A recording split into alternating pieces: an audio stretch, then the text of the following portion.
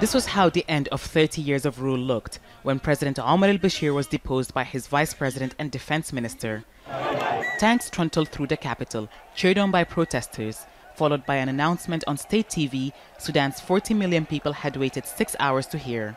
I declare, being the Minister of Defense and the chairman of the committee, to get rid of this regime and to arrest the head of the regime in a safe place. I also declare the formation of a military transitional council to supervise the 2-year period.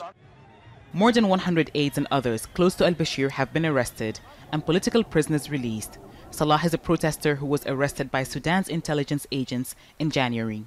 It's a lot of emotion, a lot of euphoria, like everyone in the streets right now. Everyone is happy. Finally, there's hope for the country. Higher bread prices provoked the first protests 4 months ago. They quickly expanded into demands for the president to end his 30-year rule. Al-Bashir declared a state of emergency in February, which reduced the revolt against him. But since Saturday, thousands of demonstrators have been camped outside the military headquarters in Khartoum, close to the president's official residence. At least 21 people were killed when security forces tried to break up the sit-in. 6 of the dead are reported to be soldiers who intervened to defend the protesters from security forces. The military high command has said it understands the demand for Bashir to go and is also determined not to allow chaos. The people demand has increased. The number of participants of the people has increased as well. There was more direction to the military, in particular, leadership in particular. And I think that put more pressure on the military institution as a whole. For that reason, I think they felt the heat and they have to make action. Hours after the announcement, the military council was sworn in, led by the defense minister AWAD ibn Auf, marking the start of a transitional period set to last for 2 years.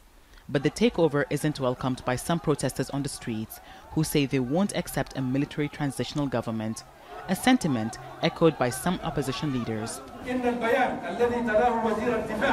The statement read by the Minister of Defence is categorically rejected by us. We will not accept a half victory. We need the whole and complete victory as anticipated and wanted by our martyrs. So we have decided to continue the sit-in in front of the General Command's headquarters. The citizens will also continue to take to the streets here in the capital and everywhere nationwide. Don't be scared and don't retreat. We will continue our path until the end. A curfew came into effect at 10 p.m. local time, but hundreds defied it, continuing with the sit-in in front of the army headquarters, demanding a change to the hours-old transitional council.